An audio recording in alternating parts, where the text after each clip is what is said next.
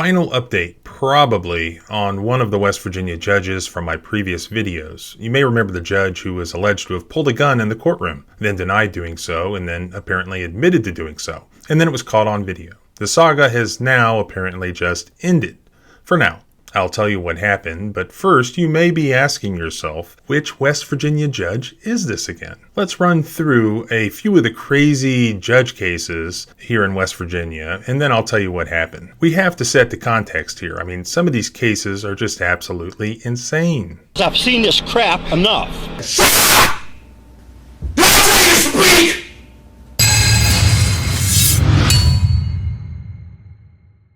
Let's see. There's the family court judge that I filed a lawsuit against for personally performing an illegal search of my client's house, who was then deprived of judicial immunity in the lawsuit. She's currently appealing to the Fourth Circuit. The Institute for Justice recently announced that they joined the case and published a great video about it. But you already know about that one if you watch my videos. I'll link more information about that in the description. Then there's the case of the West Virginia Circuit Court judge who acted up at a traffic stop. I was the one who first obtained and released that footage on YouTube. How you doing, sir? The reason I'm stopping you, Judge Williams. Judge. I don't. Why did you stop me? You had your cell phone in your hand. Give me a ticket. Give me a ticket. I just don't understand why you're. Go give me a ticket. I hear your cases every day in court. Okay, what's that Go mean? give me a ticket. Give me a ticket. Why are you being like this? I'm being it because I've seen this crap enough, and I'm tired Here you of go. it. Here's your license, registration, privilege insurance. Give it to me. Let me have my license now. Also, you need to go get your license up to date because they're expired. Okay. That judicial disciplinary case is still ongoing. That judge was recommended for suspension, but the state Supreme Court has the final say and has yet to make a decision on that one. I'll also link more information on that one in the description. There was another West Virginia Circuit Court judge who fairly recently ordered the arrest of 2 correctional officers with no legal basis for doing so, which earned him a public reprimand. That, by the way, is the same county as my most recent video, the wildlife officer antler case, if you're wondering what type of environment it would take for that to occur. Now, the next judge I'm going to tell you about was caught on video, and it's a doozy. But first, I really want to thank the sponsor of this video, the Ridge Wallet. You have gifts to buy, so look no further. Every guy I've shown this wallet to wants one now. Get the best offer at ridge.com/TCRL just for my audience. And right now you can save up to 40% through December 22nd. Whether you're in the truck, in the office, or out, it stays out of the way. You really don't need anything else than a couple cards and a little wad of cash. It has RFID blocking technology to stop the digital pickpockets. Years ago, I stopped keeping my bulky wallet in my back pocket because it caused lower back issues. Problem with the front pocket is, again, bulk. This solves that problem. It's not bulky. If you're not a fan of gold, the website has over 30 colors and styles, 50,000 5-star reviews, lifetime warranty, 99-day test drive. Again, get the best offer, ridge.com/TCRL. And right now, save up to 40% through December 22nd. If you're in the market for a cool gift, help support the channel by supporting our sponsor, the Ridge Wallet. Perfect gift for the guy in your life, or not in your life. Okay, back to judges. Now, this is a good one, also involving YouTube. There was the West Virginia family court judge who went on a tirade in his courtroom against a litigant, earning him a suspension. From the ABA Journal, March 28, 2013, judge whose angry rant was caught on YouTube clip is suspended for nearly 4 years. Here's an excerpt of that clip. This morning, I now see an article from your little buddy, Smith, with a picture of my home. My home. On the front page. Shut up! Don't say you speak! My wife is disabled. She's there alone. And you disgusting piece of... You put up our picture of my house. Because of you, my wife is there alone. My house has been vandalized 4 times. You realize that, of course, because I'm sure you're probably in on it laughing about it. I swear to you, you're responsible. You are responsible. I'm holding you personally responsible for anything that happens at my house. I promise you that if I so much as see somebody breaking at my home, my wife, my family, you and me are going to have a problem. It's disgraceful that you and your little buddies do not have the guts, the integrity, just the human decency But no, you got to threaten my family now. Well, buddy, it's personal.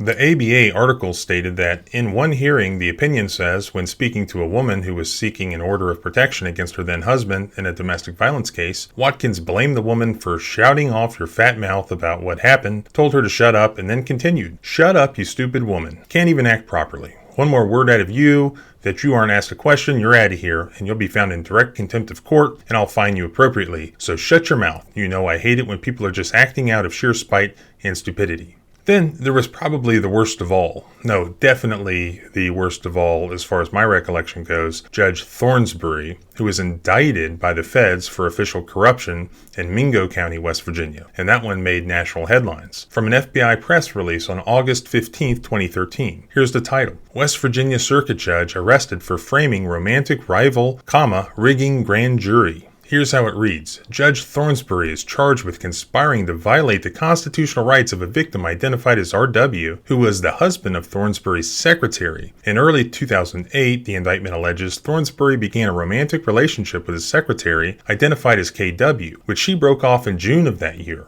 After K.W. ended the relationship, Thornsbury instructed a co-conspirator to plant illegal drugs underneath R.W.'s pickup truck and then arranged for police to stop R.W. and search for the drugs. The co-conspirator tasked with planting the drugs backed out of the plan at the last minute, thwarting Thornsbury's scheme. Thornsbury then tried a different approach, the indictment alleges. R.W. worked at a coal preparation plant where newly mined coal was processed before shipping. One of the plant's functions was to remove scrap metal that had fallen into the coal during mining. Thornsbury learned that R.W.'s supervisors had given him permission to salvage scrap items, including drill bits that were found amid coal at the plant, which were simply discarded if R.W. did not collect them. Thornsbury secretly instructed a West Virginia state trooper to file a criminal complaint that falsely alleged R.W. was stealing the scrap metal from his employer. The trooper resisted, telling Thornsbury that R.W. was allowed to salvage the scrap, but ultimately yielded to Thornsbury's demands, filing a false criminal complaint that led to R.W.'s arrest for grand larceny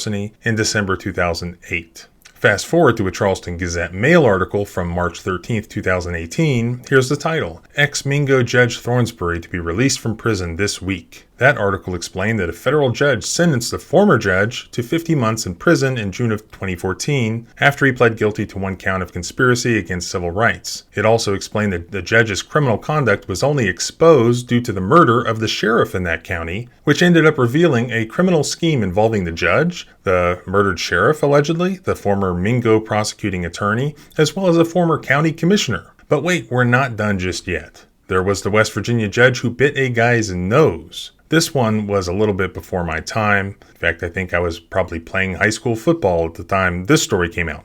October 24th, 1997. The AP reported. Here's the headline. Feisty judge bites unruly defendant's nose. This one is actually pretty interesting and probably deserves a video of its own. Joseph Troisi, a 47-year-old judge on the Pleasants County Circuit Court, could get up to a year in jail and a $500 fine for the alleged attack June 26th against Bill Witten, 29. Troisi still faces federal civil rights charges carrying up to 10 years in prison. Troisi was accused of stepping down from the bench, taking off his robe, and confronting Witten after the defendant cursed at the judge while being led out of the courtroom. Afterward, witnesses said Troisi returned to the bench as if nothing happened. A report prepared by the state Supreme Court said Troisi, who was first elected to the bench in '92, had a long-standing inability to control his temper on the bench. In all, Troisi lost his temper 19 times in the past 2 years, the report said. Was that wrong?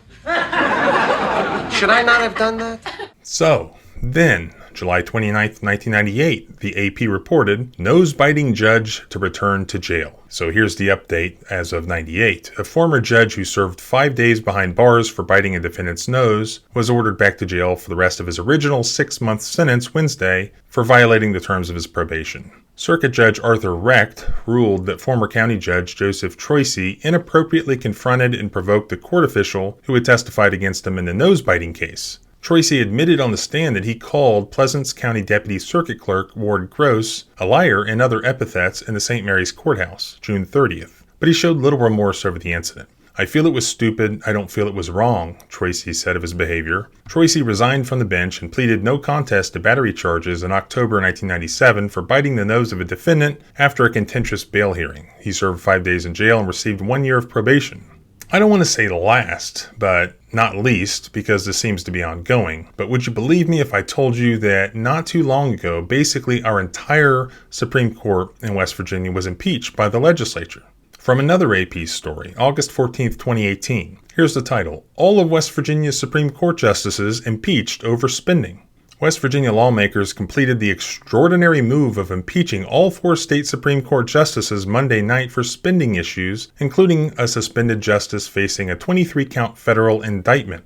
Justice Robin Davis was impeached for $500,000 in office renovations, and lawmakers approved articles of impeachment against Lawful for spending $363,000 in renovations to his office, having a $42,000 antique desk and computers, all owned by the state, at his home, lying to the House Finance Committee about taking home the desk, and a $32,000 suede leather couch. That one was purple, by the way. In the end, only Justices Walker and Workman remained in their positions, while Justices Lawful and Ketchum resigned and were federally tried, and Justice Davis retired. So, returning back to the judge accused of pulling a gun in the courtroom, which, in case you forgot, is why we're here. So here's the update. Circuit Judge David W. Hummel Jr. submitted his letter of resignation on November 23rd to Governor Jim Justice. So he resigned, but this is all he said. Quote, "I write to advise you that as of the close of business today, I am resigning the position of Circuit Court Judge of the 2nd Judicial Circuit," Hummel wrote in the 1-paragraph letter, which also was delivered to the state Supreme Court Justice John Hutchison. Quote, "It has been a terrific honor to serve in this role since January 2009. So that's it, no reason given. The reason is obvious, though. According to the West Virginia record, Hummel is the focus of a state Judicial Investigation Commission investigation. Even though the JIC can't confirm or deny the existence of such a probe, JIC Chief Counsel Teresa Tarr told the West Virginia record that complaints and investigations are confidential unless they issue formal charges or an admonishment. Also, Rule 2.2 of the State Rules of Judicial Disciplinary Procedure states, "The resignation of a judge shall not relieve the obligation of the Office of Disciplinary Counsel to investigate a complaint that the judge violated the Code of Judicial Conduct and to fully proceed in accordance with these rules." What that means is that they will still investigate you even if you resign and you're no longer a judge. Why? Well, it's also tied to your law license as well as your ability to become a judge again in the future. Theoretically, you don't have to cooperate, but you will for sure lose those things if you don't. The gun in the courtroom controversy first started when a Texas lawyer, Lauren Varnado, who had been trying a contentious oil and gas case in the oil and gas region of West Virginia, the Upper Panhandle. So that's right, we have no NFL team, but we have 2 panhandles. Priorities. She provided the allegations to the Daily Beast, who first reported on it. They claimed that the judge initially denied the presence of a gun. Later, videos surfaced of the gun. That caused a slight problem with the judge's denial, or at least the ability to deny the presence of a gun in the courtroom. At the end of the day, the video proves that the judge, in fact, had the gun in the courtroom. Perhaps that wouldn't always be a problem, except that here, an attorney in the courtroom was willing to destroy that judge's career over it. Which also begs the question is, why was it there in the first place under these circumstances? This is one of those things where it doesn't really matter because there's no good explanation for it under the circumstances. There's more details in my prior video on this, which I'll also link in the description. As always, thanks for watching. Make sure to subscribe to keep completely up to date with all of the judicial craziness here in wild and wonderful West Virginia. If you have a video you want me to see, please use the submission link in the description or at the blog. If you want to support the channel, please consider clicking the join button and becoming a channel member or sponsor. Remember, freedom is scary. Deal with it. I'll see you next time.